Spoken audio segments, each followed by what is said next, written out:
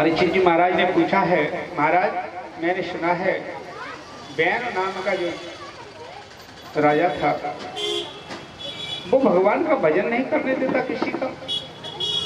वो कौन था और इतना अत्याचार क्यों करता था? ये यज्ञों से राजा होकर के वो यज्ञों से संतों से द्वेष रखता था।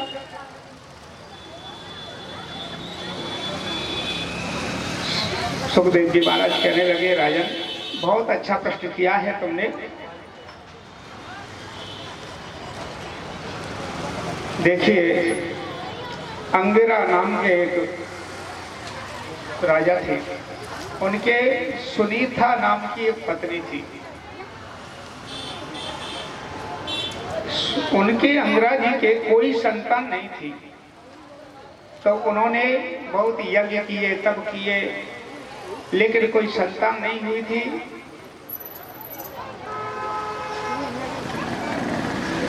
तो सुनीता नाम की भार्या से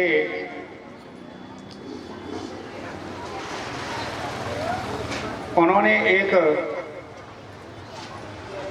यज्ञ करवाया था। अंगिरा जी ने यज्ञ किया, तो यज्ञ से भी संतान की प्राप्ति जब नहीं होती थी तो वो कहने लगे कि देखो ब्राह्मण झूठ बोलते हैं कि इस यज्ञ से भी मेरे कोई संतान नहीं थी। उन्होंने कहा कि देखो तुम्हारे कुछ पाप हैं। ब्राह्मण लोग कहने लगे तुम्हारे कुछ पाप हैं और पाप तुमने इतने किए हैं कि जिससे कि वो अभी बराबर नहीं हो पाया है। हम आप रोज भगवान की पूजा करते हैं और कहते हैं कि हम बहुत पूजा करते हैं परंतु फिर भी हम परेशान हैं, ये कहते हैं ज्यादा। हर व्यक्ति कहता है। मेरे को कई लोग मिलते हैं, महाराज हम बहुत पूजा करते हैं, सब काम करते हैं, दान भी करते हैं, सब कुछ करते हैं, फिर भी हम परेशान हैं। अरे ये तो पता नहीं है कि अपन ने उधार कितना ले चुके हो, तो वो तो बराबर करेगा। पहले उसका उधारी का जो ले चुके हो, जितने पाप किए हैं उसको बराबर करना है, उसके बाद ही तो आपको जब आपका ऊपर पहुंच जाएगा तो दे दिया जाएगा। पहले का लोन ले चुके हो तो वो तो उसमें काट देगा। अब बैंक में तुम डालोगे खाते में तो वो लोन की किस्त कट जाएगी। अब यदि आपका यदि लोन बराबर हो जाएगा, किस्त आपकी 5,000 रुपए की है, 10,000 डाल देंगे तो 5,000 तुम्हारे बच सकते हैं, पर तुम फिक्स डाल रहे हो, वो वहां में कटक चला जा रहा है। फिर कहते हो कि हम बहुत भजन करते हैं, बहुत दान करते हैं, बहुत पूजा करते हैं और इतने समय से उठते हैं। कई लोग बखान करते हैं, जबकि पूजा को बखान नहीं करना चाहिए कभी भी। जैसे पैसे को छुपा के रखता है मनुष्य, पैसे के बारे में बताता नहीं है कि मेरे पे 1 लाख रुपए रखे हैं, ऐसे ही भजन को कभी नहीं बताना चाहिए। यदि भजन पुण्य को कहा कि हम इतना करते तो वो क्षीण हो जाता है, क्षीण हो जाता है। उसका जो अपन को फल मिलने की उम्मीद है, जो हमारे अकाउंट में रहने की वो है, वो सब चला जाता है। तो ऐसे ही इन्होंने जब कहा तो ऋषियों ने कह दिया कि देखो आपने का हिसाब बराबर होगा, लेकिन अब यज्ञ जो करोगे तो आपके निश्चित है संतान होगा। ठीक है। अंगिरा जी ने दोबारा यज्ञ किया तो उनके एक बैन नाम का पुत्र उत्पन्न हो गया, वो राजा बन गया। अब राजा बैन का पिताजी के जब अंगिरा जी भजन करने के लिए चले गए, अपने पुत्र को राज्य दे गए बैन को। अब वो अपने राज्य में क्या करने लगा कि मैं ही ब्रह्मा, मैं ही विष्णु, मैं ही शिव शंकर कहलाता हूँ, कोई किसी का भजन नहीं करेगा, मेरा ही भजन होगा, राजा बैन का भजन होगा। मैं ही अन्नदाता हूँ, जैसे हिरण्यकश्यप का हुआ था। हिरण्यकश्यप यही कहता था, उसका भी चरित्र आएगा। इतना समय नहीं है कि आज उनका चरित्र आ जाए, कि ये रसिक कथा, इनमें टाइम ज्यादा लगता है। जैसी कथा होती है तो शॉर्ट में निकाल दो।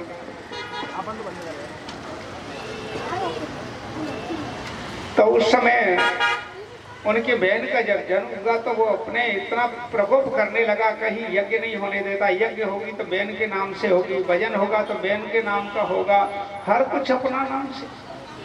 ऋषि एक दिन यज्ञ कर रहे थे तो वहां पर पहुंच गया और उस यज्ञ को विध्वंस कर दिया।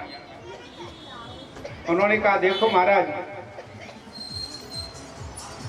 हम जो यज्ञ कर रहे हैं वो आपके लिए ही कर रहे हैं। क्षेत्र में जो यज्ञ होता है ये भागवत हो रही है, भले ही एक व्यक्ति करता है परंतु ये जन कल्याण सबका होता है। इससे मंदिर एक बना देता है कोई भी, परंतु अपन कितने लोग उसका लाभ लेते हैं, दर्शन करते हैं।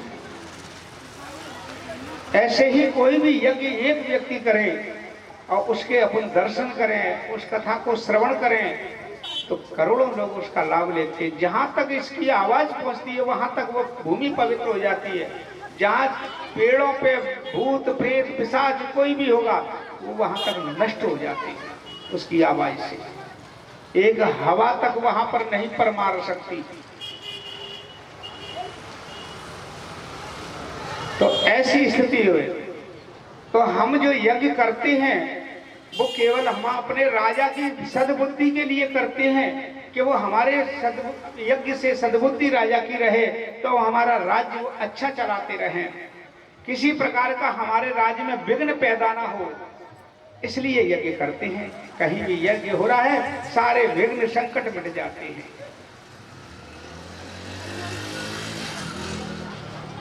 यहाँ तो कुछ नहीं, वृंदावन में तो अब तीर्थ स्थान में भागवत तो उनमें करा देते हैं। कोई अगर गुजर जाता है तो उनमें भागवत होती है। यहाँ पर कहेंगे गरुड़ पुराण कर लो, और वहां तो कोई मरे संत महात्मा या बड़ा कोई धनवान व्यक्ति तो भागवत ही कर लेता है, शुद्धि कर लेते हैं, उसके बाद 7 दिन बाद भागवत बैठ जाती है। तो इसी प्रकार से क्योंकि ये मोक्ष को देने वाली है, भले ही अपन कर नहीं पा रहे हैं इसको, हम हमारी सामर्थ्य नहीं है उस यज्ञ को करने की, लेकिन हम वहां पर एक दर्शन कर आए, हमारे नेत्र पवित्र हो जाते हैं। भगवान ने आपको हाथ दी हैं। ऋषि मुनि भी कहते हैं कि हमको जो हाथ दिए हैं उनसे अपन को पुष्प चढ़ाने के लिए दिए, पैर दिए हैं भगवान के दर्शन के लिए दिए हैं, न कि कोई वैसा कार्य करने के लिए। एक सुंदर कांड में चौपाई लिखी है, ढोल गमार शूद्र पशु नारी और सकल ताड़ना के अधिकारी। अब यदि रामायण की तरह उसको चौपाई को लेती है तो सीधा डायरेक्ट लिखा हुआ है, लेकिन अपनी बॉडी को उतारो, उसको शरीर को उतारो, किसी को मत बोलो, न ढोल कहो किसी को, न गमार कहो किसी को, न शूद्र कहो किसी को, न स्त्री को कोई डंडे मारो। ऐसा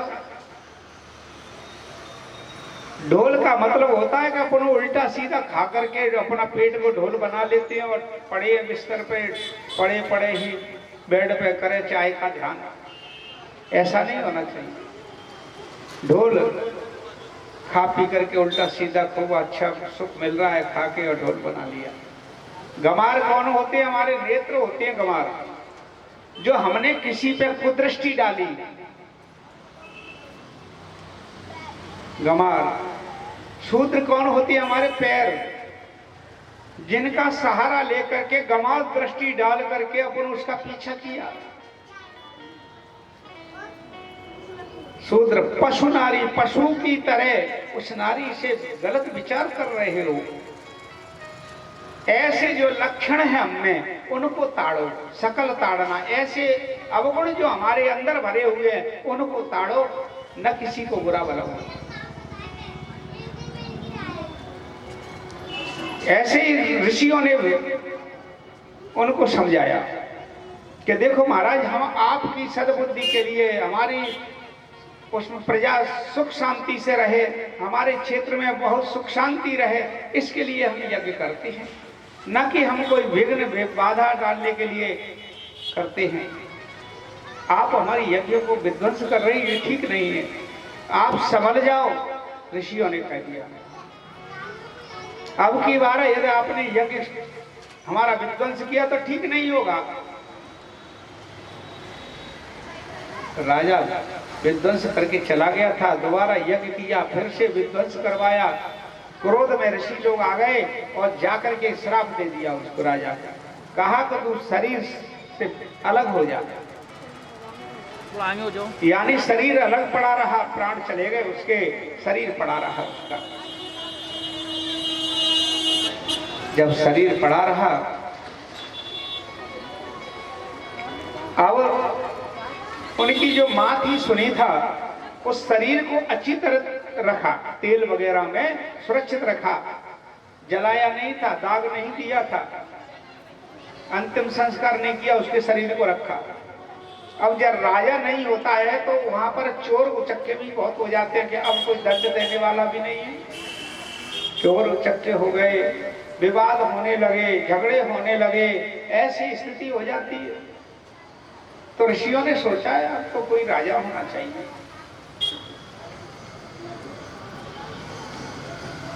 उन्होंने क्या किया कि अपने महारानी सुनीता के पास पहुंचे और कहा, महारानी आप अपने पुत्र का हमें सब दे दो, शरीर दे दो।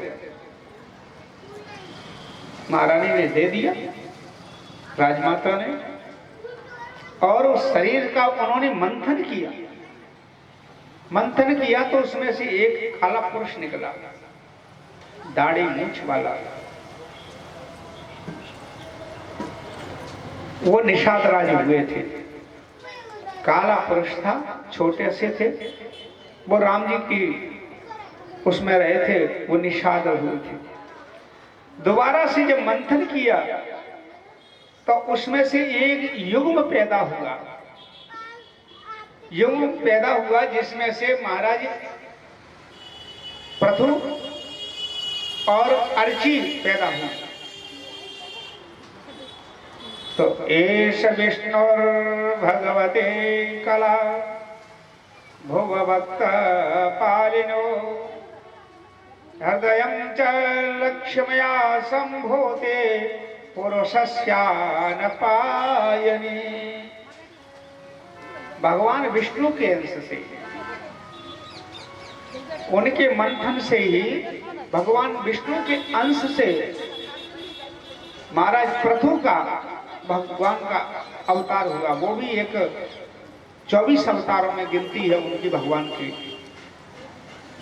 और महारानी अर्ची का जन्म हुआ। बोलिए प्रथु महाराज की। जब प्रथु जी का जन्म हुआ तो उनका राज्य बना दिया। छोटे से ही थे, ज्यादा उम्र नहीं थी, जन्म होते ही उनको राज्य दे दिया। तो सभी देवता लोग उनके लिए उचित उचित भेंटें लेकर के आए। जिनके पास जो उचित भेंट थी, जैसे विष्णु के पास चक्र था, चक्र भेंट किया। ब्रह्मा जी के पास कमंडल था, कमंडल दिया। वेदों का ज्ञान दिया। सीताराम सीताराम सीताराम वो अखियाँ खोल बहना ने दिया छोड़ सीताराम।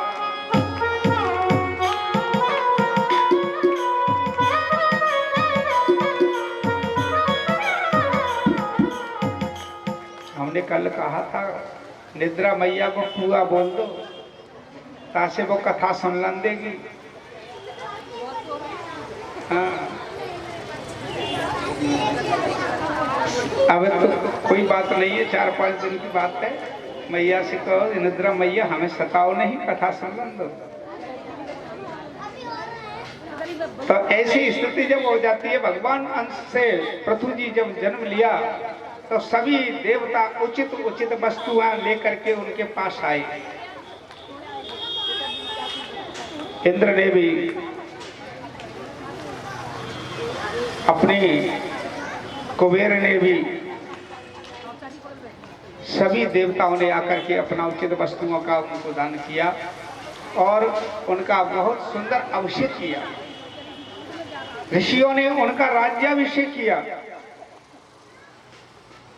सभी देवता उनकी प्रार्थना करने लगे तो कहने लगे महाराज प्रभु के देखो मैं तो छोटा सा हूं, आप मेरी इतनी प्रार्थना क्यों कर रहे थे? नहीं भगवान, आप तो स्वयं साक्षात हैं।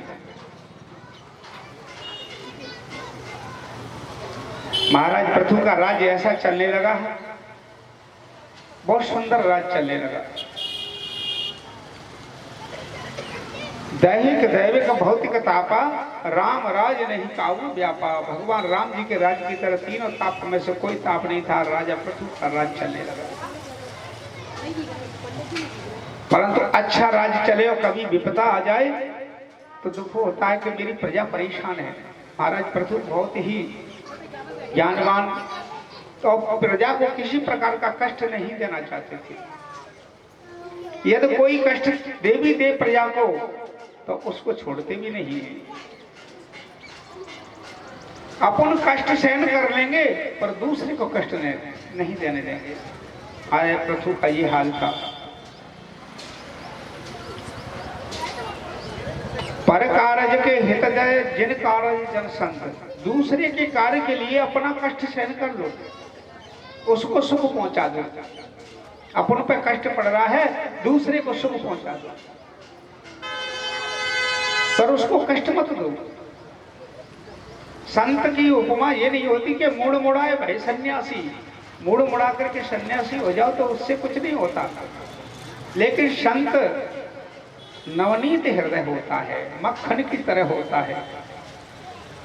जैसे थोड़ी सी धूप लग जाए तो पिलक जाता है, इसी प्रकार से संत का हृदय भी थोड़ा किसी का दुख पहुंच जाए तो पिलक करके उनके सामने उसके दुख का हरण करते हैं, वह संत होते हैं।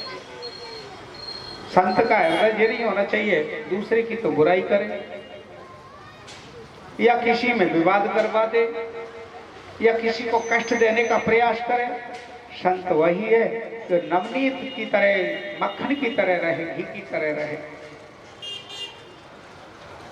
जो दूसरे के कष्ट को देख करके दुखी हो जाए, वही संत है।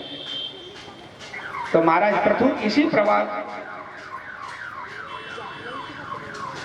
ऐसे स्वभाव के थे। एक समय की बात है, बहुत सुंदर राज चल रहा था महाराज पृथु का। लेकिन जब किसान लोग खेत बोने के लिए जब गए थे, बीज बो दिया था, तो पृथ्वी उसको सबको निगल गई थी। पृथ्वी को अहंकार हो गया, कैसे ये राज्य चल रहा है, क्योंकि कोई आदमी अपने दुख से दुखी नहीं है। संसार में किसी को भी देख लेना, दूसरे के सुख को देख के दुखी है। लेकिन दृष्टांत याद आ गया, एक भक्त था, शंकर जी की सेवा पूजा करता था, बहुत पूजा सेवा करता था, और वो अपने वैश्य था, सेवा पूजा करता था। तो उन्होंने उनको कहा, प्रसन्न हो गए भगवान भोलेनाथ उससे, तपस्या से उसकी पूजा से प्रसन्न हुए। तो उनको कहा कि तुम ऐसा करो, मैं तुम्हारी सेवा के बहुत प्रसन्न हूँ, तुम ये घंटी ले जाओ और इस घंटी को जो तुम मांगोगे तुम्हारी इच्छा पूरी होगी। लेकिन ये ध्यान रखना कि तुम मांगोगे उससे दूना पड़ोसी के घर में हो जाएगा। अब जी बड़ा और कष्ट हो गया कि मांगे तो कैसे मांगे, हमें तो मिलेगी अठन्नी भय मिलेगा रुपया, ऐसी स्थिति हो गई। अब वो लेके तो चले गए, परंतु अपनी सेठानी को भी नहीं बताया उसने, पत्नी को नहीं बताया कि ये इससे कुछ मांगना है, कि पूजा के लिए लेके आए हैं। उन्होंने पूजा की अलमारी में रख दी और अपने कार्य करते रहे। लेकिन क्या हुआ, उनके यहाँ खाने तक नहीं रहा, कुछ नहीं रहा। अब उससे मांग नहीं सके, वो दुख के हमारे पड़ोसी के दोनों हो गए, तो बात से मांगे नहीं हुए, खाने तक कुछ दाना नहीं रहा उनके यहाँ। तृष्णात पीड़ित आत्मा च, उसकी आत्मा पीड़ित होने लगी, क्या करूं। तब वो मांगने के, खाने के लिए, कमाने के लिए बाहर चला गया, अपना नगर छोड़ करके दूसरे देश के लिए चला गया। अपनी पत्नी को बोल दिया उसने कि हम जावे परदेश को, आवेंगे कछु काल, और तुम रहियो संतोष से धर्म आपनो पाल। हम देखो परदेश जा रहे हैं कमाने खाने के लिए, और तुम अपना धर्म का पालन करके रहना।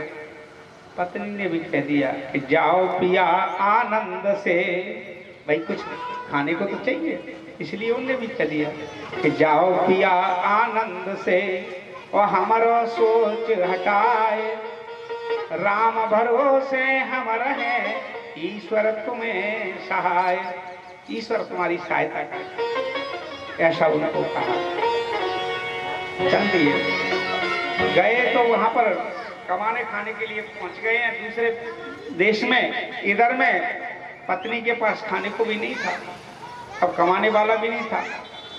एक दिन वो कबाड़ी कोई था तो वो आवाज देता घूम रहा है, अपना पुराना सामान दे दो, कबाड़ा दे दो, कबाड़ा दे दो, ऐसे घूम रहा था। सेठानी ने सोचा कि ये घंटी हम पे फालतू पड़ी है, या घंटी को दे दो 10-20 रुपया मिल ही जाएंगे। तो जैसे ही उन्होंने घंटी को उठाया, 10-20 रुपए की इच्छा थी कि 10-20 रुपए मिल जाएंगे, इसको बेचे देते हम। तो उसके नीचे से 20 रुपए मिल गए उसको, 10-20 की सोची 20 रुपए मिल गए उसको। उसने सोचा आज तो शायद सेठ जी जाके नीचे धर गए थे तो मिल गए हमें, चलो अब कल देखेंगे, आज तो व्यवस्था हो गई। ऐसा उसने लिया, 10-20 रुपए का खर्चा कर लिया, और दूसरे तीसरे दिन फिर इच्छा हुई कि क्या करें, सोचा इसको बेच ही दें। तो उन्हें जितनी इच्छा करती थी कुछ भाव बढ़ गया होगा तो इसका मिल जाएगा, तो वो उसने उठा करके फिर बेचने का प्रयास किया, तो उसके लिए 50 रुपए फिर मिल गए। उन्होंने कहा ये इसके नीचे पैसे कहाँ से आ रहे हैं, 50 से काम चलाया। आगे फिर इच्छा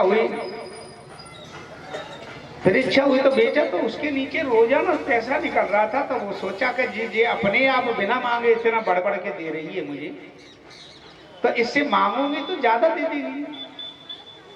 तो उन्होंने कहा तो सत्य घंटी है,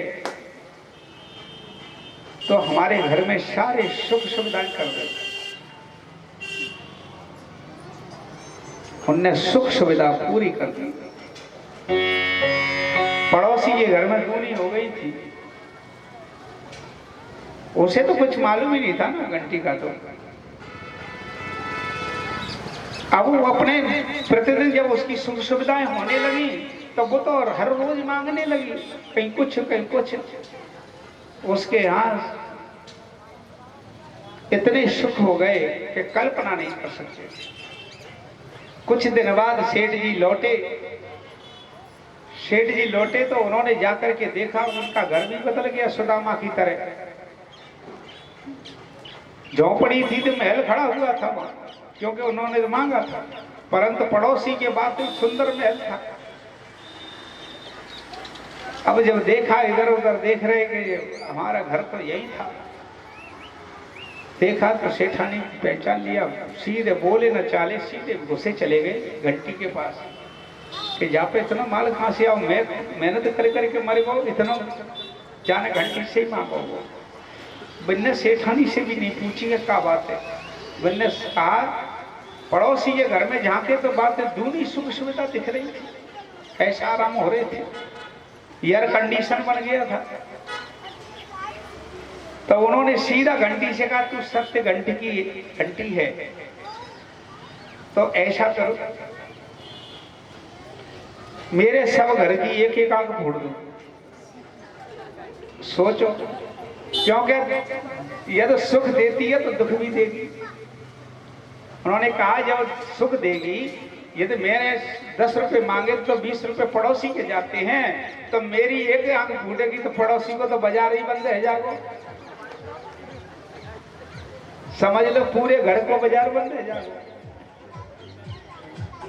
वाने यही कहा मेरे सब घर की एक एक आंख फोड़ दो, तो हम तो एक आंख से काम चला लेंगे। यानी वो अपने दुख से दुखी नहीं था, उसके पड़ोसी के सुख से दुखी हो गया था। अब उसने बाजार बंद कर दिया पड़ोसी का, तो उन्होंने कहा कि यदि तू सत्य घंटे की घंटी है तो ऐसा कर, मेरे दरवाजे के सामने एक कुआं कर दे। अब पड़ोसी के आगे का होगा मालूम, 2 बजाएंगे, दरवाजा कितनी बड़ा हो है, बामे से निकलेंगे सीधे कुआं में ही गिरेंगे। तो यानी वो अपने दुख से दुखी नहीं था, दूसरे के सुख को देख के दुखी था। ऐसे ही यहाँ महाराज पृथु के यहाँ पृथ्वी जब अच्छा राज्य चलने लगा, पृथ्वी को अहंकार हो गया। पृथ्वी को अहंकार हो गया कि मैं खिलाती हूँ सबको, मैं अन्न नहीं उपजाऊंगी तो सब भूखे मर जाएंगे। बात तो सत्य है, पर ये नहीं पता है कि ये तो बारिश नहीं होगी तो तू कहां से खवा देंगी। परंतु वो सबको निगल गई, सब अन्न जो बोते थे सबको निगल गई। अब तो कुछ नहीं हो रहा था, त्राह त्राह मच गई। लोग अपने कुछ पेड़ पौधे खाने लगे, पेड़ पौधों के पत्ते खाने लगे, झाड़ियां खाने लगे, कुछ नहीं मिला। त्राह त्राह भगवान रक्षा करो रक्षा करो। महाराज पृथु के पास पहुंचे तो उन्होंने कहा क्या बात है महाराज, अब तो खाने को भी नहीं है कुछ भी। अच्छा, उन्होंने के धन कोष में जो था वो दे दिया उनको कि ले जाओ। अब कितने, कोई देगा तो कितने दिन देगा, अपना साधन तो करना पड़ेगा। दूसरी बार गए महाराज, अब वो खत्म हो गया, त्राहि माम रक्षा करो। उन्होंने कहा और ले जाओ। अब राजा का कोष भी खाली हो जाएगा। प्रजा सोचने लगी महाराज आप ऐसे कब तक देते रहोगे, और आपके कोष में भी कहां से आएगा। जब पृथ्वी ऐसा कोई इंतजाम करोगे वो पृथ्वी ही अन्न देने लगे। उन्होंने कहा ठीक है, ये सत्य था। महाराज पृथु ने धनुष बाण लिए और कहा कि आज इस पापनी पृथ्वी को मैं मार ही दूंगा। धनुष लेकर के पृथ्वी को मारने के लिए दौड़े तो पृथ्वी गौ का रूप धारण करके और सभी देवताओं के पास जाने लगी रक्षा के लिए। ब्रह्मा जी के पास पहुंची, ब्रह्मदेव रक्षा करो रक्षा करो। उन्होंने कहा देखो पृथ्वी से जो बैर करोगे कोई रक्षा नहीं कर सकता, तुम उनकी प्रजा को कष्ट दे रही हो। शंकर जी के पास पहुंची, शंकर जी ने भी मना कर दिया, कोई नहीं रक्षा नहीं की। भगवान विष्णु के पास पहुंचे, भगवान विष्णु ने तो ये कहा कि देखो मैं तो भक्तों के वश में हूं, मैं तो क्योंकि वो विष्णु अंश से थे। उन्होंने कहा मैं तो भक्तों के वश में हूं, मैं तुम्हारी रक्षा नहीं कर सकता। आखिरकार तुम उस पृथु के ही चरणों में जाकर के गिरो, तब तुम्हें क्षमा मिलेगा, नहीं तो बचोगी नहीं। आखिरकार जब लौट करके पृथ्वी आई और पृथु के चरणों में गिर पड़ी, महाराज मुझे क्षमा करो, मैं आपकी पुत्री हूं, मुझे क्षमा करो। उन्होंने कहा ऐसी कोई पुत्री नहीं होती है, तुझको पृथ्वी मां कहती है प्रजा, और तू अपने ऐसी कौन मां होती है जो मां अपने बच्चों को दुखी करे, अन्न जल सबको ले जाए। मुझे क्षमा करो। उन्होंने कहा तू क्षमा करने योग्य नहीं है। उन्होंने कह दिया कि इन्हीं को दृष्ट बिलोकाएं जोई,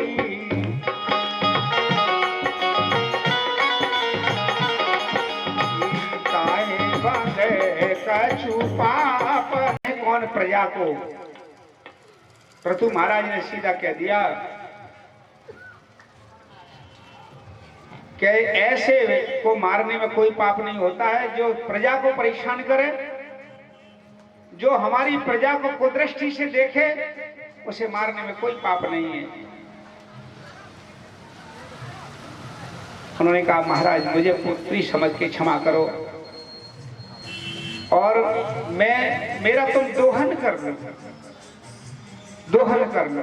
तो उन्होंने दोहन की कहा तो भगवान ने क्षमा कर दिया पृथ्वी जी ने, और दोहन के लिए जो उचित था उनको अपने दोहने के लिए बुलाया।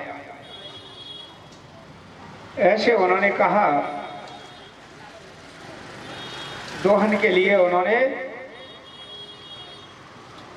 कि इति प्रियं हितं वायं भुववादस्य भूपते वदस्यं कृत्वा मनो पालय हर्षसौषधि। उन्होंने कहा देखो सभी औषधियों को भी निगल गई थी ये औषधि अन्न सब कुछ निगल गई थी। तो वो कहने लगे कि आप अपने उचित को वत्स बना करके और मेरा दोहन कर दो। तो वत्स बनाया महाराज मनु को बछड़ा बना करके, और उन्होंने जब दोहन किया तो अन्न का दोहन किया। महाराज मनु को बछड़ा बनाया और पृथ्वी का दोहन किया। तो उन्होंने अन्न रूपी, और उन्होंने जैसे गंधर्वों ने अप्सराओं का दोहन किया, सुंदर वाणी का दोहन किया, और जो अपने दैत्य थे दैत्यों ने अपने प्रहलाद को बछड़ा बना करके अपने आसुरी प्रवृत्ति का दोहन किया।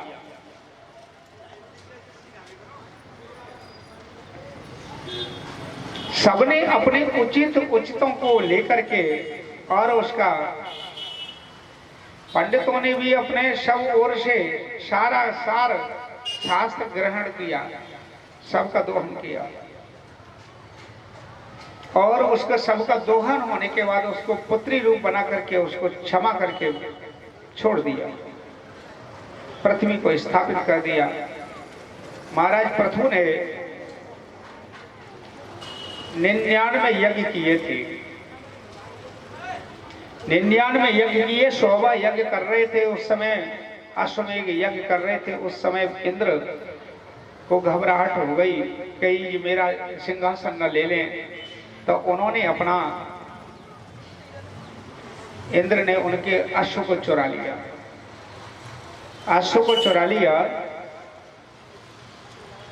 तो उस समय उनका जो पुत्र था विश्वजित, उनके पीछे दौड़ा और इंद्र घोड़े को छोड़ करके चला गया। आखिर 2-4 बार ऐसा हुआ, बार बार वो घोड़े को बांधते और उसको ले जाता था, अश्वमेघ यज्ञ नहीं होने दे रहा था। तब उन्होंने, विश्वजित ने यह विचार कर लिया कि इसको हम मार ही देंगे, इंद्र को छोड़ेंगे नहीं। तब तक तो वहां पर क्या है कि अपने स्वयं सनक नंदन सनत कुमार वहां पर आ गए, और सनत कुमार ने उनको उपदेश किया, महाराज प्रभु आप तो साक्षात परब्रह्म परमात्मा हैं, आपको इन यज्ञों से क्या लेना देना, बहुत ही यज्ञ कर लिए, और इंद्र को क्षमा कर दो। काफी उपदेश किए तो उनको क्षमा कर दिया, क्षमा कर दिया इंद्र को। तब उनके कुछ पुत्र थे जो प्रचेता हो गए थे, प्रचेता थे, तो प्रचेताओं में उन्होंने भजन का सोचा कि हमें कुछ भजन करना चाहिए। तो भजन के लिए वो अपने एक सरोवर के तट पर पहुंचे हैं। तो वहां भोलेनाथ का आगमन हुआ, माता पार्वती के साथ वो निकल रहे थे। तो उन्होंने उनको प्रणाम किया और कहने लगे हैं, भगवान आपका आगमन बहुत अच्छा रहा, आप हमको ये बताएं कि हमें किस देवता का भजन करना चाहिए, ऐसा कौन सा देवता है जिसका हम भजन करें। भगवान भोलेनाथ ने कहा कि देखो श्याम वर्ण सुंदर वदन कमल नैन सुख खान कट पीतांबर मालगन चार भुजी भगवान। भगवान भोलेनाथ ने उनको उपदेश कर दिया, कहा कि देखो श्याम वरण है उनका, सुंदर वदन है, और कमर में पीतांबरी पहने हुए हैं, और 4 भुजाएं हैं।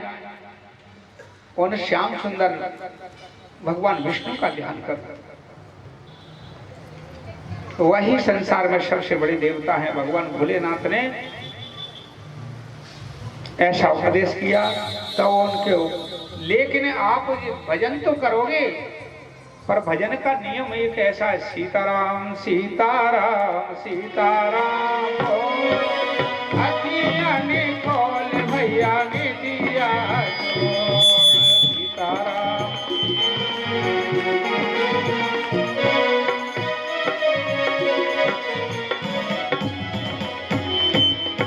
ऐसा उनको कहा कि भजन कैसा होगा? ऐसा भजन नहीं होना चाहिए जैसे उन्होंने कहा राजा पुरंजन का व्याख्यान का एक राजा पुरंजन था, उनको व्याख्यान सुनाने लगे भगवान भोलेनाथ रचयिताओं को। राजा पुरंजन था, उनके कोई शादी नहीं हुई थी और 9 पुरियों की द्वार में वो रहता था। उसकी एक सुंदर पुरी थी जिसमें 9 द्वार थे। उसमें एक आपसे विचार कर सकता हूं, बोलिए क्या है? कि मैं आपसे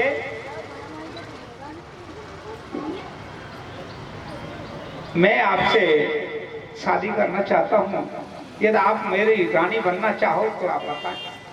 उन्होंने कहा देखो, मैं रानी बनने के लिए तो तैयार हूं, लेकिन मेरी कुछ शर्तें हैं। कैसी शर्तें? शर्त मेरी यह है कि मैं जो कहूं वो आपको मानना पड़ेगा।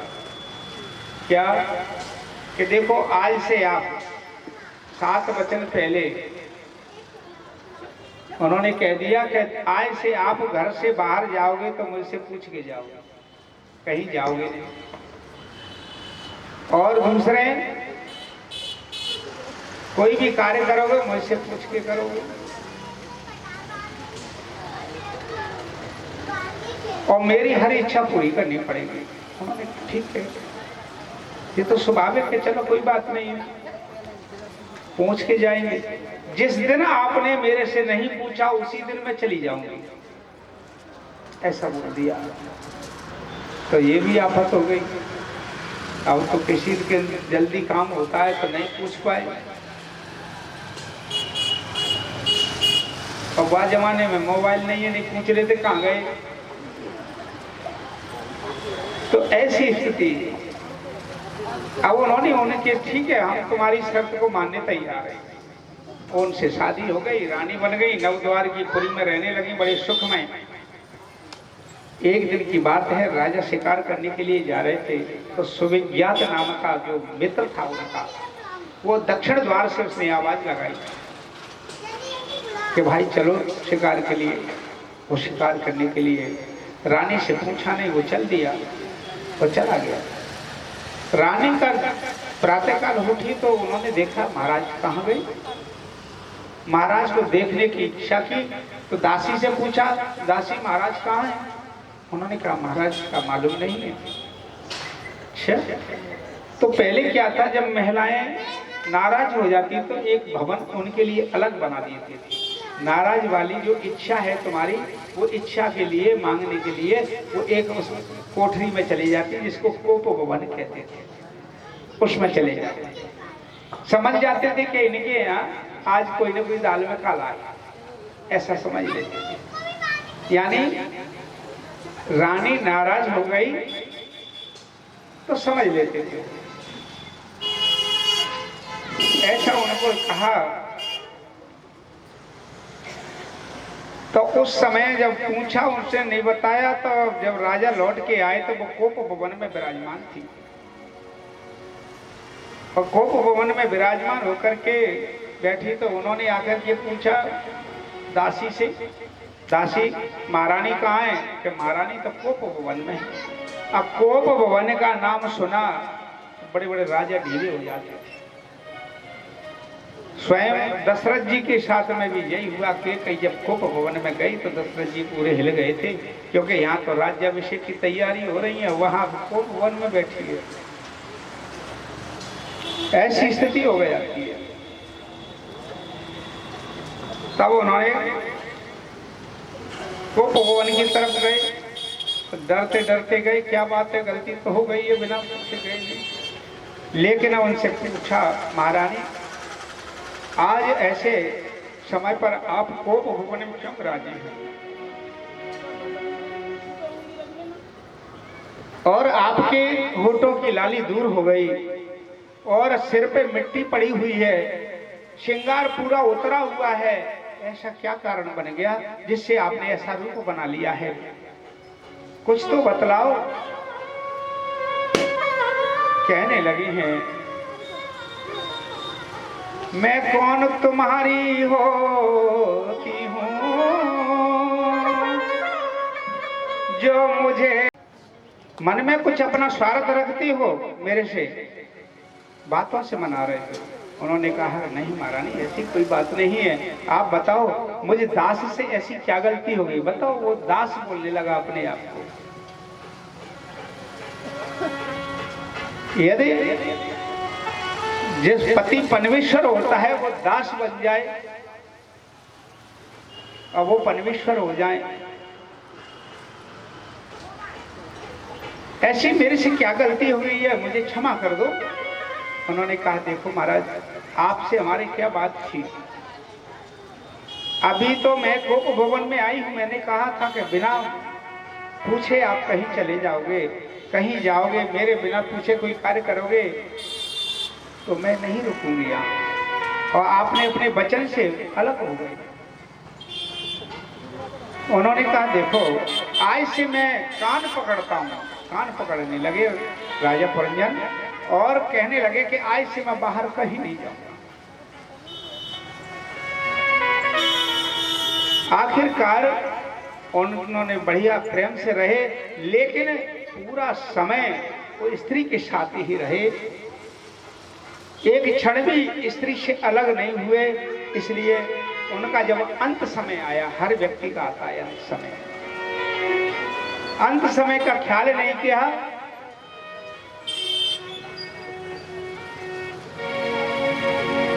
आए हैं सो जाएंगे ये राजा रंग को फकीर, ये कोई सिंहासन चढ़ चला, कोई बंधे जात जंजीर, सांसों का। अगले जन्म में कौन थे ये किसको पता है? कि मेरे को पता है।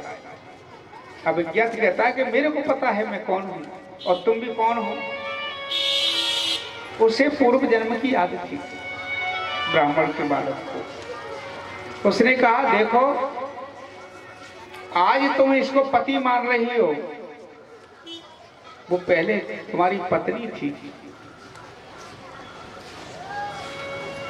और तुम राजा पुरंजन थे, मैं तुम्हारा मित्र अभिज्ञात नाम का मित्र था।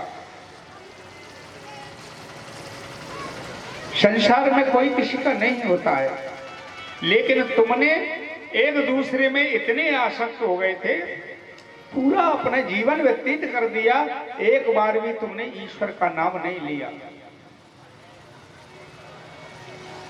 आगे भी ये कथा है, इसमें भी ऐसे ही जो जिसमें आसक्त होगा वो वही बन जाता है।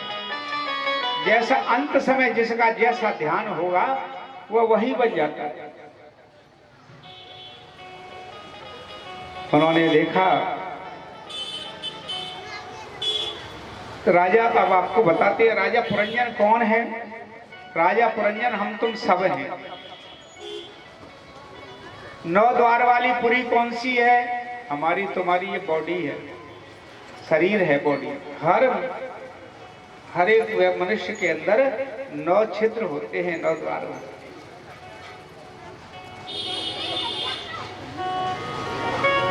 और वही स्त्री कौन है? स्त्री कौन है? ये माया है। जिस माया में अपने इतने व्यस्त हो जाते हैं, उस माया से अपने ईश्वर को भूल जाते हैं। माया को सब जग भजे, अरे माधव भजे न कोई। यदि एक बार भी तुम ईश्वर माधव का नाम ले लो तो माया तो तुम्हारी चेरी हो जाएगी, क्योंकि माया तो उनकी पत्नी है। जहां पति है जहां पत्नी है, तो माया को हर कोई भजता है। वो स्त्री है और उद्धार करने वाला भगवान विष्णु है, आप उनका भजन करते। इस प्रकार से भगवान भोलेनाथ ने इन प्रचेताओं को ये ज्ञान दिया कि भजन करना है तो ऐसे मत करना कि इनमें आसक्त किसी वस्तु में हो जाओ, कि ऐसा भाव हो जाए कि तुम यहाँ भजन करने के लिए बैठे हो जैसे आप गंगा जी में डुबकी मार रहे हो और घर पे जो हो के कोई तारों नहीं टूट दे। यहाँ से तुम तीर्थन को गए हो, अपने उद्धार करने को गए कि चलो हम तीर्थ करे आवे, बहुत पैसा लगा के गए और पता चला कि जो छोटी बहू तारों नहीं टूट जाए कि मोड़ा ऐसा है। तो ऐसे भाव नहीं होना चाहिए। मैंने कई बार देखा है मंदिरों में कोई आता है दर्शन करने के लिए तो जूते चप्पल उतार के रखेगा, तो वो दर्शन तो वहां करेगा, कहेगा तमेव माता चपिता तमेव, जूतन न देखेगा, भगवान की तरफ कम देखेगा। तो तमेव माता कौन भाई? जूता, क्योंकि जूतन ने कोई ले नहीं जाए, ऐसा भाव रखता है। जूते चप्पलों को कोई नहीं, यानी जो कुछ है फिर वो जूता बन जाते हैं। तो भाव जहां अपन खड़े हैं, जैसे अपने यहाँ कथा में बैठे हैं, तो अपना भाव यहाँ होना चाहिए, न कि संसारी माया में। संसारी माया में तो अभी आधे घंटे बाद आप जाओगे तो फिर लिपट जाओगे, अपने काम को करना, गृह कार्य को करना। अभी तो यहाँ यदि भय भी हो, घर से के ऑफिस से आ रहे हो, वो भी छोड़ दो, जो होगा सो देखा जाएगा। लगन प्रभु से लगा बैठे, जो होगा देखा जाएगा। तो ऐसा भाव होना चाहिए, तब वो प्रभु की प्राप्ति होती है। ऐसा वो भगवान भोलेनाथ ने उनको ज्ञान दिया था। अब आगे भगवान सुखदेव जी से परीक्षित जी महाराज ने पूछा है कि प्रियव्रतो भागवत आत्मरामा कथम मुने ग्रहे रमता यन्मूला कर्मबंध पराभव।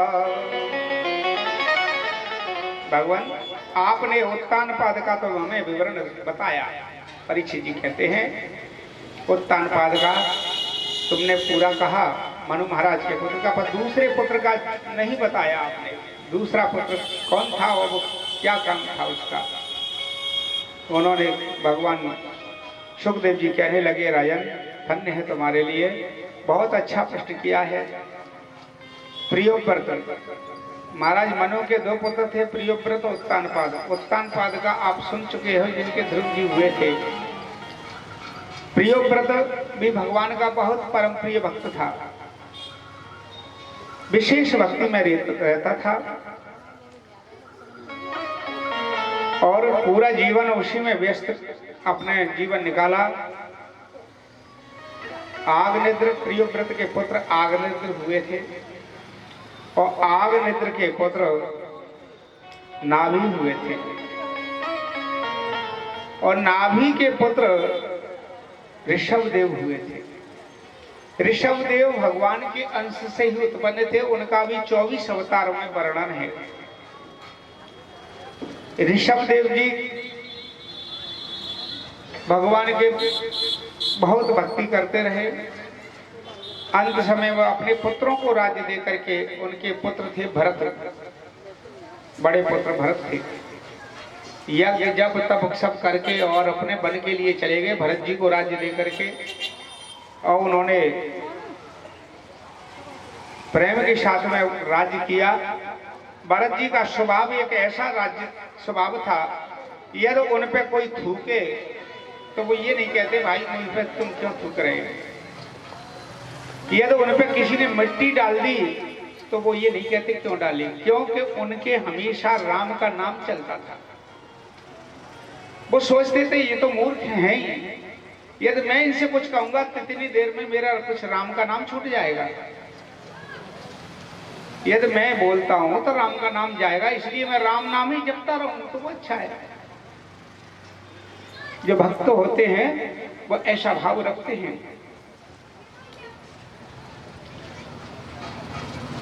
और उन्होंने विश्व रूप की पुत्री से पांचजनी से विवाह किया था।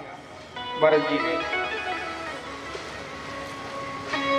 भरत जी को राज दे दिया। लोग बाग उनकी इतने सज्जन सीधे स्वभाव के थे, नगर में घूमते थे, चाहते रथों में घूमते थे परंतु नहीं, पैदल घूमते थे, नगर की खुशखबरी लेते थे। बालक उन पे मिट्टी डाल देते कीचड़ डाल देते, पानी डाल देते, थूक देते थे, वो नहीं करते। राजा होते हुए भी, राजा चाहे तो कोई भी दंड दे सकता था, पर नहीं, वो सोचते थे कि मैं इनसे कुछ कहूंगा तो राम नाम चला जाएगा। इस भाव से वो अपने घूमते रहे। कुछ समय उपरांत भरत जी महाराज भी अपने पुत्र को राज्य देकर के और वन को चले गए, और वन में जाकर के बद्रिका आश्रम के तट पर उन्होंने एक गंडकी नाम की नदी थी, उस नदी के तट पर उन्होंने अपने एक कुटिया बना ली थी और भजन करने के लिए। उस कुटिया में वो भजन करते थे। लेकिन क्या हुआ, एक दिन वहां जल का स्थान था ऋषियों का, किस कोई भी भजन करने जाता तो जल का स्थान देखते थे, कोई जल का स्थान हो वहां कुटिया बनाते थे। तो वो जल के नदी, गंडकी नदी के पास में उन्होंने जल का स्थान देख करके वो अपने कुटिया बना ली और वहां रहने लगे, भजन करने लगे। उसमें स्नान कर लेते थे, जल मिलता था। ये एक दिन स्नान के लिए जा रहे थे तो क्या देखा उन्होंने कि हिरण अपने बच्चे, गर्भवती जो थी हिरणी, वो अपने जल पीने के लिए वहां आई थी। लेकिन पीछे से एक सिंह ने दहाड़ मार दी। दहाड़ मारता हुआ आया सिंह, तो वो गर्भवती जो हिरणी थी उससे डर के मारे पीछे तो नहीं गई, उसने छलांग मार दी नदी के उस पार जाने के लिए। छलांग मारी तो उसका जो गर्भ था वो उस बीच धार में नदी में गिर गया, और वो जाकर के एक वृक्ष के नीचे जाकर के उसकी गोविंदाई नमो नमः हो गई। भरत जी महाराज देख रहे थे, उन्होंने उनको उठा लिया, उठा करके अपने आश्रम में ले आए। वहां देखने लगे कहीं इसको कोई खा ना जाए। अब भजन करने के लिए गए थे वो, वहां से घर छोड़ के, राजमहल सब छोड़ करके भजन के लिए गए, पर वो हिरणी को देख करके, बहन के बच्चे को देख करके वो सोचने लगे कि इसको कोई जानवर ना खा जाए। भजन करते थे, बार बार में देखने जाते थे, भजन करते बार बार में देखने जाते थे। अब उनका मन भजन से दूर होता गया, वो उससे हिरण के बालक में लग गया। आखिरकार उन्होंने फिर से कुछ बड़ा हुआ बालक, तो वो फिर दूर दूर तक जाने लगा। तो भरत जी महाराज और दूर दूर तक उसको देखने जाते थे, पूरा देखने में ही समय बीत जाता था। आखिरकार भरत जी महाराज का अंत समय आया। अंत समय आया जो सभी का आता है, वो अंत समय जब आया तो उनको अगले जन्म में मृग होना पड़ा। जो जिसमें आसक्त हो जाए, अभी ये कथा सुन चुके हो, जो जिसमें आसक्त, उनकी आस्था उसी में जुड़ गई, भजन छूट गया और अंत समय उनका आ गया। जब उनकी गोविंदाय नमो नमः हुई तो उस समय उनको दूसरे जन्म में मृग होना पड़ा। मृग होना पड़ा उन्हें दूसरे जन्म में। तो कहते हैं कि मरण काल में भी रहा, मरते समय भी उनको मरण काल में भी रहा मृग शावक का ध्यान। पुनर्जन्म में मृग हुए राजा मोह निधान। पुनर्जन्म में भी मृग हुए। अब उनको एक बात अच्छी थी कि मृग होने पर भी उनको ये ध्यान था कि मेरा जीवन व्यर्थ चला गया।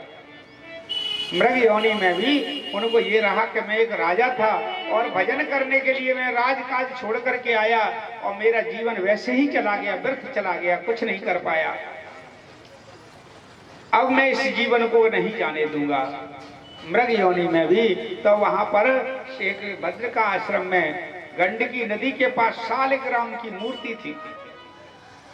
अपना पश्चाताप उस जन्म का मृग योनि में कर रहे थे वो, और उस मृग योनि में शालिग्राम की मूर्ति के पास में जाकर के अपना भजन करते रहे, मन में ही जपते रहे। देखो, एक पशु योनि में भी भजन कर सकते हैं। तो उन्होंने भजन किया। आखिर वहीं उन्होंने प्राण त्याग दिए शालिग्राम की मूर्ति के पास, तो एक अंगिरा नाम के ब्राह्मण के यहाँ पर उन्होंने जन्म ले लिया। वहां भी उनका नाम भरत था। अंगिरा जी के 2 पत्नियां थी और उनके यहाँ पर जब जन्म लिया उन्होंने, 2 पत्नियां थी और उन्होंने जब सुनीता नाम की पत्नी से ही जन्म लिया था। भरत जी का जब जन्म हुआ तो उस समय उनकी मां चल बसी थी, जन्म देते ही खत्म हो गई थी। अब वो अपने पालन पोषण सौतेली मां ने उनको पाला। सौतेली मां जब पाल रही थी तो उन्होंने सोचा, अपने बच्चों को तो वो शिक्षा दे रही थी। अंगिरा जी का मन ये था कि ये पंडिताई सीख जाए, कुछ योग्य बन जाए तो अच्छा रहेगा, कुछ कमा खा लेगा, इसके बिना मां का है, उनका भाव ये था। लेकिन भरत जी महाराज को 2 जन्मों की याद थी कि मेरे 2 जन्म व्यर्थ चले गए, अब मैं इस जन्म को नहीं जाने दूंगा। पढ़ूंगा तो मैं उनमें पड़ जाऊंगा, व्यवसाय में मेरा भजन चला जाएगा, मैं लालच में चला जाऊंगा, इसलिए शिक्षा नहीं लेना है। बहुत कोशिश की अंगिरा जी ने कि इसको कोई शिक्षा दे दी जाए, पर वो शिक्षा नहीं लेते थे। आखिरकार उन्होंने कहा, उनकी जो माँ थी सौतेली, कि ऐसा करो, ये अब शिक्षा अध्ययन नहीं करता, किसी मतलब का नहीं है, इसको गाय चराने के लिए रख दो, गाय चराया करेगा। ठीक है, गाय चराने लगे। गाय चराने के लिए जब जाने लगे तो गाय, अब माँ उनकी जो गाय चराने के लिए जाते तो उनके लिए खाना नहीं देती, खाना नहीं देती थी, तो वो गाय का दूध पी लेते थे जंगल में ही। दूध पी करके मस्त हो जाते थे। अब आते थे तो गाय कुछ दूध नहीं देती थी, तो कहने लगे ये सारा दूध पी जाता है, आज से इसको खाना रख देंगे, हम रोटी बना के दे देंगे, ये आज से दूध नहीं पिएगा गायों का। ठीक है। अब उनकी जो सौतेली माँ थी वो दूध की मना कर दिया। अब जो खाना बना करके देती तो क्या देती थी, गोबर की रोटी बना देती, ऊपर से आटे का परोठा लगा देती। अब उनके जो खाना लेकर के जब जाते तो वो पापटी को पाट करके खा लेते, गोबर को फेंक देते थे, दूध नहीं पीते थे। अब आकर के लौट करके आए तो गायों का दूध नहीं पीते, तो गाय भी दूध नहीं देती थी घर पे। उन्होंने, किसी गाय ने दूध नहीं दिया तो कहने लगा आज तो पूरा दूध पी लिया इसने। माँ कहने लगी ऐसा करो, इसको अब गायों में मत भेजा करो, इसको खेत की रखवाली के लिए करो, खेत की रखवाली करेगा। ठीक है, खेत की रखवाली करेगा। देखो, जो अपने मस्त रहता है और कभी स्वाद नहीं लेता है, स्वाद वाला व्यक्ति होगा, कहेगा छोटी छोटी अपनी बातों में, अरे इसमें नमक कम है, इसमें ये कम है, वो दुबला पतला होगा। और जो उल्टा सीधा खाएगा, इसने स्वाद नहीं देखेगा, तो वो मस्त होगा, तगड़ा होगा। तो देखो वहां भरत जी महाराज जो किसी के यहाँ से मिल जाए जैसा खा लेते थे। उन्होंने कभी भी भगवान का नाम अंदर चलता था। माँ यदि उनको गोबर की भी रोटी देती थी तो भी उन्होंने माँ से ये नहीं कहा तुम मुझे क्या देती हो। वो अनाज पैदा किया। आखिरकार खेत की रखवाली करते करते कुछ दस्यु लोग आ गए। खेत की जब वो रखवाली कर रहे थे उस समय दस्यु लोग एक बलि देने के लिए किसी को ले गए थे। अब वो क्या है, बलि वाला जो व्यक्ति था वो डर के मारे भाग गया कैसे छूट करके। भरत जी क्या है, अपने खेत में रखवाली कर रहे थे, हष्ट पुष्ट थे, बढ़िया, किसी से कुछ बोलते नहीं थे। दस्यु लोग वहां से आ गए और उन्होंने वो तो नहीं मिला जो बलि देने के लिए ले गए थे, वो भरत जी मिल गए। उनको हष्ट पुष्ट थे, जो कि ये बढ़िया, चलो वो गया तो कोई बात नहीं है। जैसे उनको लेकर के आए हैं तो काली की बलि देने के लिए उनको ले गए और अपने भरत जी ने कुछ नहीं कहा, चुपचाप पकड़ करके जैसे ले जा रहे हैं और पीछे से डंडा भी मार दिया तो कोई दिक्कत नहीं है, वो नहीं बोलते थे किसी से, पकड़ के ले गए और काली के दरबार में नहला धुला करके, भाई किसी को बलि देते हैं पशु को भी देते हैं तो नहला धुला करके उसको सही करते हैं। तो भगवान यहाँ काली के मंदिर में स्वयं भरत जी महाराज को स्नान कराया, माला पहनाई, 56 भोग खिलाए कि आपको जो खाना है सो खा लो, हर इच्छा पूरी की जाती है, आप जो इच्छा हो सो मांगो। उन्होंने कहा मैं क्या मांगूंगा, आपको किसी से मिलना है क्या, मिलना हो तो वो भी बता दो, आखिरी इच्छा पूरी करो। भरत जी कहने लगे जिससे मिलना है वो मेरे हृदय में, मुझे किसी से नहीं मिलना है, ऐसा उनका भाव था। और जैसे ही तलवार लेकर के दस्यु लोग बलि देने के लिए तैयार हुए हैं, उसी समय मां काली प्रकट हो गई और कहते हैं कि ब्रह्म तेज से दग्ध हो काली अति अकुलाय, परु भयंकर प्रगट कर बारंबार ठिठाए। बारंबार ठिठाने लगी है काली। ब्रह्म तेज, मेरे सामने ब्राह्मण की हत्या कर रही है, ब्रह्म तेज से दग्ध हो गई और अपने काली अपनी तलवार लेकर के उन दस्युओं का ही जो बलि के लिए ले गए उनका ही अपने विनाश कर दिया, सबको मार दिया काली ने। इस प्रकार से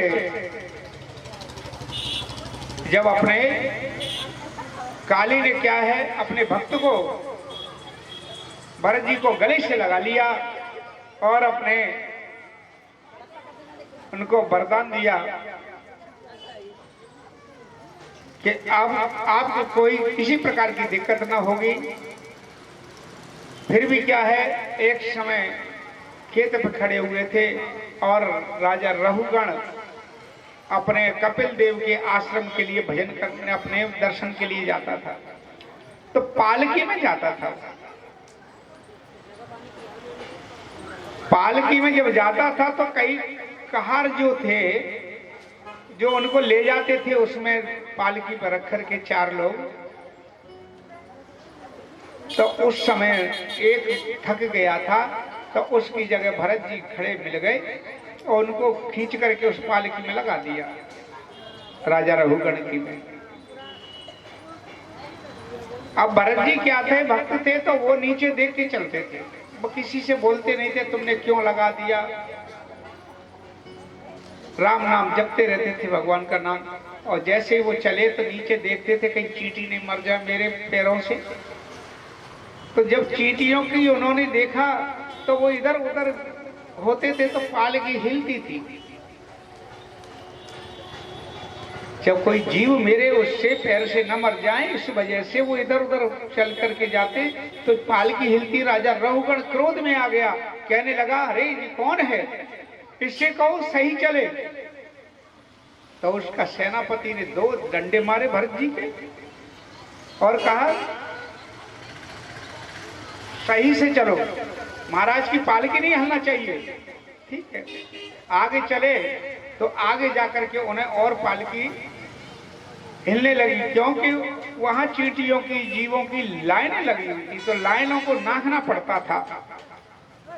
ऐसी लाइनें लगी हुई उनको नाक करके जब जा रहे थे तो एकदम छलांग मारी तो पालकी उड़ गई थी। राजा उसमें उड़ने लगा तो एकदम क्रोध में आ गया राजा और कहा ये महादुष्ट है क्या, कौन है, इससे समझा नहीं सकते हो, किस तरह चलती है।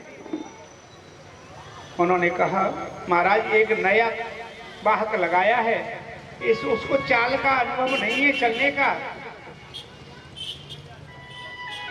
अच्छा, उसे समझाओ सही चले। ठीक है, चलने लगे। फिर भी आगे जाकर के उन्होंने देखा तो और भी उनको हिलने लगे। राजा क्रोध में बोला तो पालकी उठा करके अकेले चल दिए और पालकी को नीचे रख दिया उन्होंने। नीचे रख दिया, कहा क्या दुष्ट है क्या जो इस तरह से पालकी को रख दिया है। उन्होंने कहा सुनो महाराज, अब तक मैं नहीं बोला, अब बताना पड़ रहा है कि सुनो, तुम इस पालकी में जाते हो, ये 4 ये लगे हैं वाहक, इनको देख लिया करो, ये भी जीव हैं, वही मट्टी का पुतला तू है, वही मट्टी के पुतला ये हैं, ये विचार कर लेना चाहिए। ऐसा भाव उनको कहा। राजा रघुगण को उपदेश करते हुए अभी काली के दर्शन कर लो, काली आ गई है, में से थोड़ी जगह दे देंगे, बीच में से बीच में जगह छोड़ दें, काली उधर से आएंगी। पीछे हो या पीछे, अरे हिलाओ मत यार।